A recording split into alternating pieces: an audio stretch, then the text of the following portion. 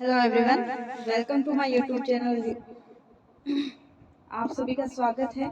जैसा कि हमने पहले वीडियो में पढ़ा है मौर्य साम्राज्य के बारे में, उसी से आगे हम आज पढ़ने वाले हैं मौर्य साम्राज्य के प्रमुख शासक। मौर्य साम्राज्य के प्रमुख शासक।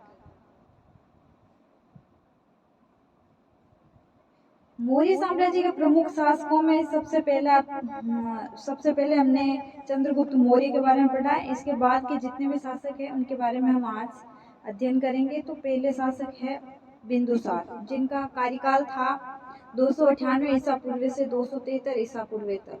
चंद्रगुप्त मौर्य का उत्तराधिकारी बिंदुसार, यानी ये बिंदुसार है वो चंद्रगुप्त मौर्य के उत्तराधिकारी और इनके पुत्र थे। 298 ईसा पूर्व में मगध की राजगद्दी पर बैठा। बिंदुसार को अमित्रघात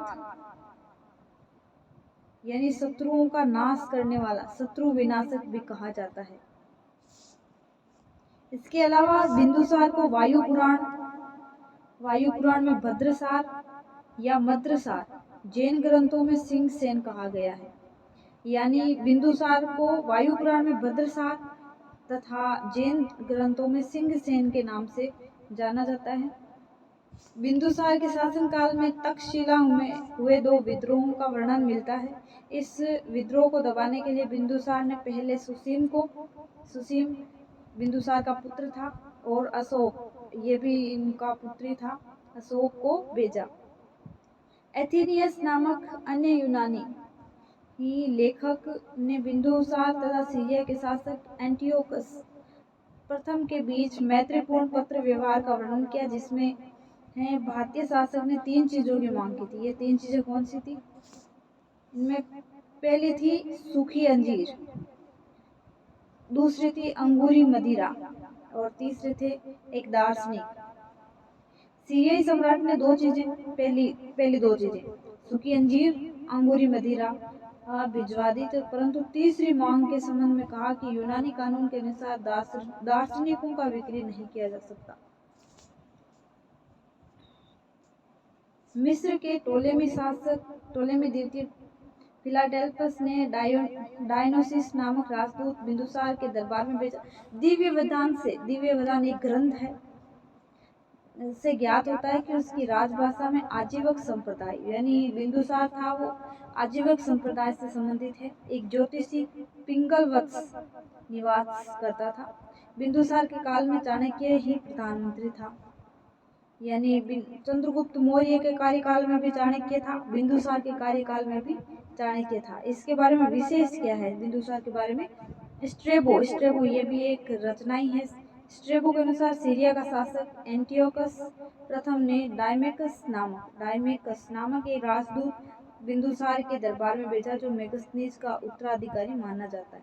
यानी चंद्रगुप्त मौर्य के कार्यकाल में जो स्थान मेगस्थनीज को मिला, वही स्थान बिंदुसार के कार्यकाल में डायमेकस को मिला। आगे आता है अशोक, जिसे अशोक महान भी कहा जाता है। अशोक महान 273 ईसा पूर्व से 232 ईसा पूर्व ये अनुमान लगाया जाता है। अशोक बिंदुसार का पुत्र था। अशोक का वास्तविक राज्याभिषेक 269 ईसा पूर्व में हुआ। इससे पहले अशोक उज्जैन का राज्यपाल था। उज्जैन वर्तमान में मध्य प्रदेश में है। राज्यपाल था। जैन अनुश्रुति यानी जैन ग्रंथों में एक मान्यता प्रचलित के अनुसार अशोक ने बिंदुसार की इच्छा के विरुद्ध मगध के शासन पर अधिकार कर लिया। सिंहली अनुश्रुति, पहले जैन अनुश्रुति थी, उसके बाद आती है सिंहली अनुश्रुति के अनुसार अशोक ने अपने 99 भाइयों की हत्या कर सिंहासन प्राप्त किया था। महाबोधि वंश तथा तारानाथ के अनुसार सत्ता प्राप्ति के लिए गृह युद्ध में अपने भाइयों का वध करके अशोक ने साम्राज्य प्राप्त किया। अशोक को उसके अभिलेखों में सामान्यतः देवानाम प्रिय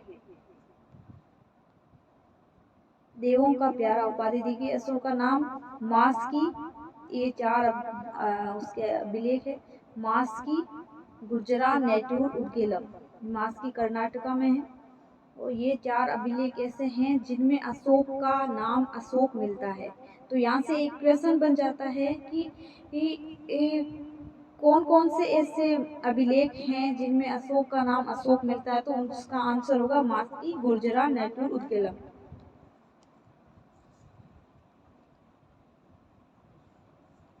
अब पुराणों में अशोक को अशोकवर्धन, दीपवंश, ये भी एक ग्रंथ है। इसमें उज्जैनी करमोली कहा गया है। राज्याभिषेक से संबंधित मास्की के लघु शिलालेख में अशोक ने स्वयं को बुद्ध सा किया, यानी मास्की शिलालेख है उसमें अशोक को अशोक नाम से तो बोला गया है। इसके अलावा इसे बुद्ध साक्य भी कहा गया है। अब विशेष क्या है? 1750 में टिफेथेलर ने पहले दिल्ली में अशोक स्तंभ का पता लगाया, किंतु अशोक के अभिलेखों को सर्वप्रथम किसने पढ़ा? जेम्स प्रिंसेप ने 1837 में। अब आता है अशोक के जीवन से जुड़ा हुआ एक महत्वपूर्ण युद्ध जिसका नाम है कलिंग का युद्ध। अब कलिंग वर्तमान में ओडिशा का जो क्षेत्र है वो कलिंग, प्राचीन काल में कलिंग के नाम से जाना जाता था। कलिंग का युद्ध। अशोक ने अपने राज्याभिषेक के 8वें वर्ष, लगभग 261 ईसा पूर्व आता है, क्योंकि 269 ईसा पूर्व में उसका राज्याभिषेक हुआ। कलिंग पर आक्रमण किया और कलिंग की राजधानी तोसली पर, यानी कलिंग की राजधानी क्या थी? तोसली पर अधिकार कर लिया। ये वर्तमान ओडिशा के दक्षिणी भाग में स्थित है। अशोक के 13वें शिलालेख या अभिलेख के से कलिंग युद्ध के बारे में विस्तृत जानकारी मिलती है। अब यहाँ क्वेश्चन बन जाता है कि कलिंग युद्ध के बारे में जानकारी का स्रोत क्या है? तो उसका स्रोत है अशोक का 13वां अभिलेख। कलिंग युद्ध में हुए नरसंहार से विचलित अशोक ने युद्ध नीति सदा के लिए त्याग दी और इसके बाद वो बौद्ध धर्म को ग्रहण करके और एक बड़ा ही अच्छा और शांत व्यक्ति बन गया। कहीं अभिलेखों से स्पष्ट हो जाता है कि उसका साम्राज्य उत्तर पश्चिमी सीमा प्रांत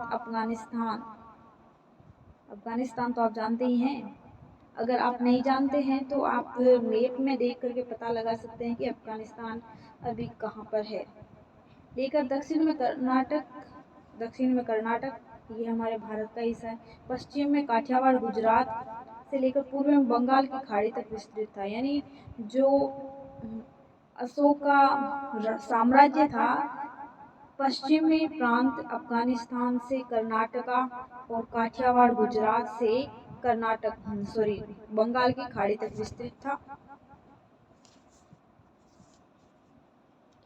अशोक का धार्मिक जीवन।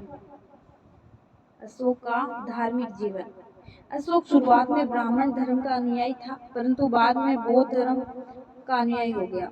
कलिंग युद्ध के बाद इसने बौद्ध धर्म को अपना लिया। राजतरंगिणी, ये एक ग्रंथि है, के अनुसार अशोक शैव धर्म का अनुयायी था पहले।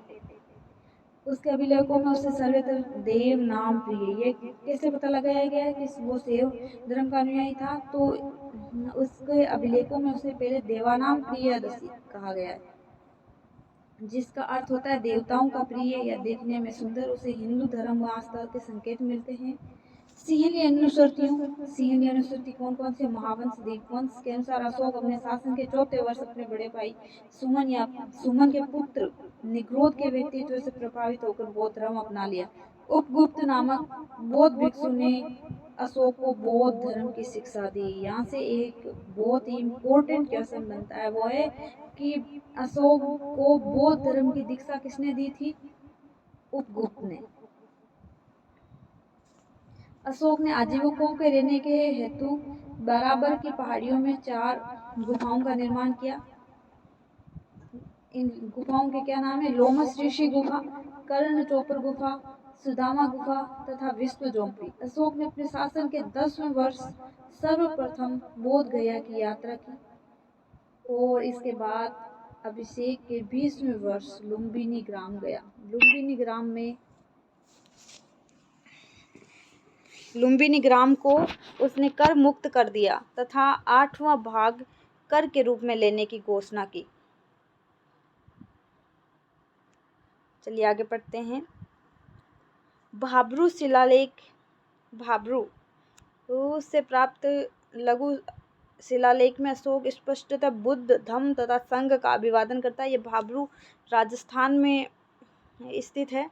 भाब्रू अभिलेख राजस्थान से प्राप्त हुआ है। ये सारनाथ, सांची तथा कौशाम्बी के यूप स्तंभों से भी अशोक के बौद्ध होने का प्रमाण मिलता है। बौद्ध धर्म ग्रहण करने के बाद अशोक ने आखेट तथा विहार यात्राएं रोक दी तथा उसके स्थान पर धर्म यात्राएं प्रारंभ की। यानी जब अशोक ने बौद्ध धर्म ग्रहण कर लिया तो वो आखेट या विहार यानी शिकार संबंधी जो यात्राएं करता था, तो इस प्रकार की यात्राओं पर रोक लगा करके धर्म यात्राएं वो ऐसे स्थानों पर गया जहाँ जहाँ महात्मा बुद्ध के अवशेष थे। महात्मा बुद्ध ने जिन जिन स्थानों की यात्रा की थी उन्हीं स्थानों की उसने यात्रा की। बुद्ध की यात्राओं का क्रम कौन सा है? बोध गया, कुशीनगरा, लुम्बिनी, कपिल वस्तु, सारनाथ। ये वेरी इंपॉर्टेंट है।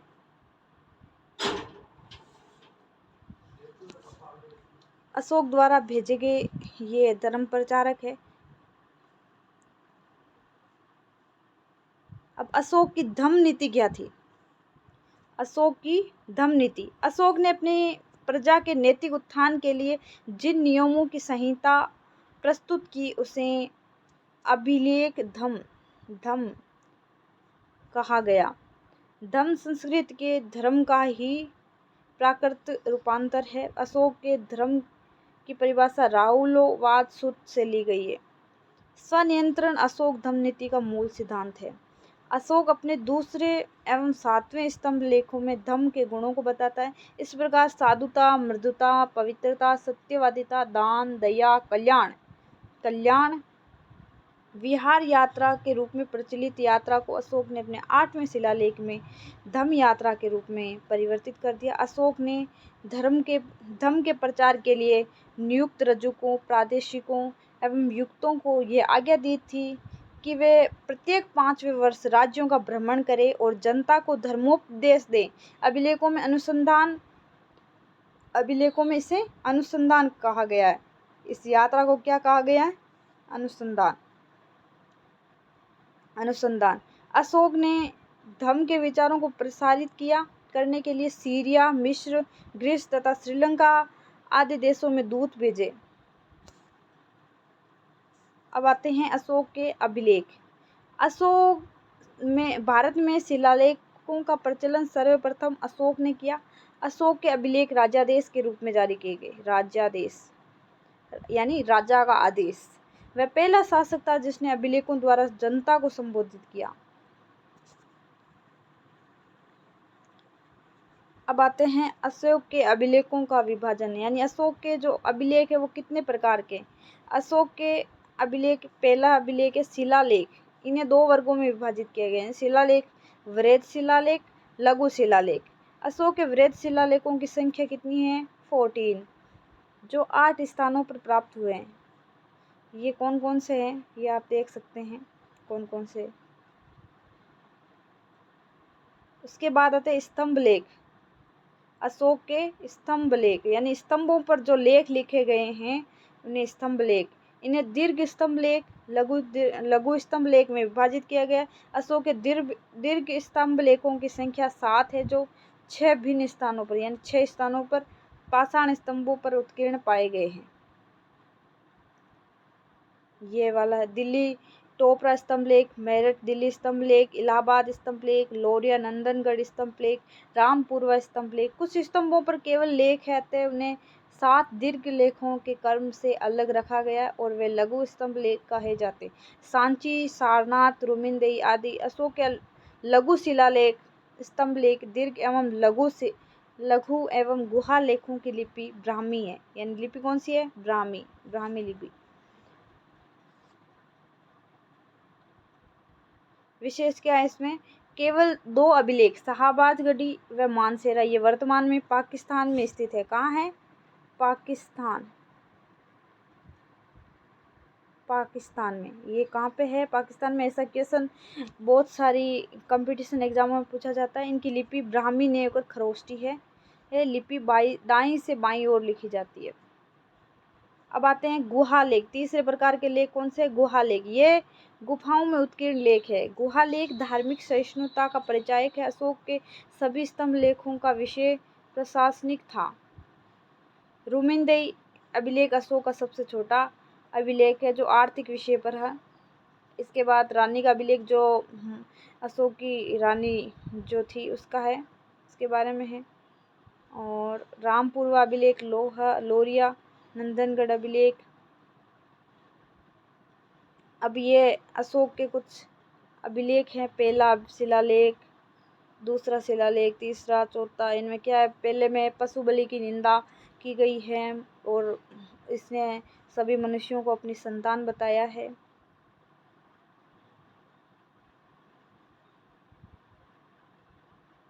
इस प्रकार ये 14 शिलालेख अशोक है। अशोक की देन क्या है? प्राचीन भारत के इतिहास में अशोक को महानतम सम्राटों में सबसे आगे रखा जाता है। अशोक के शासनकाल में भारतवर्ष ने अभूतपूर्व राजनीतिक एकता एवं स्थायित्व का साक्षात्कार किया। राष्ट्रीय एकता की समस्या को उसने अत्यंत कुशलतापूर्वक हल किया तथा संपूर्ण देश में एक भाषा, एक लिपि तथा एक ही प्रकार के कानून का प्रचलन करवाया। अशोक कला प्रेमी तथा कला का संरक्षक था। बौद्ध परंपरा में उसे 84,000 स्तूपों के निर्माण का श्रेय प्रदान करती है। कश्मीर में श्रीनगर तथा नेपाल में देवपतन नामक, यानी कश्मीर में श्रीनगर, नेपाल में देवपतन नामक 2 नगरों की स्थापना भी उसने कराई। धन्यवाद। अगर आप मेरे चैनल पर इसी प्रकार के वीडियो और देखना चाहते हैं तो इसे सब्सक्राइब कीजिए।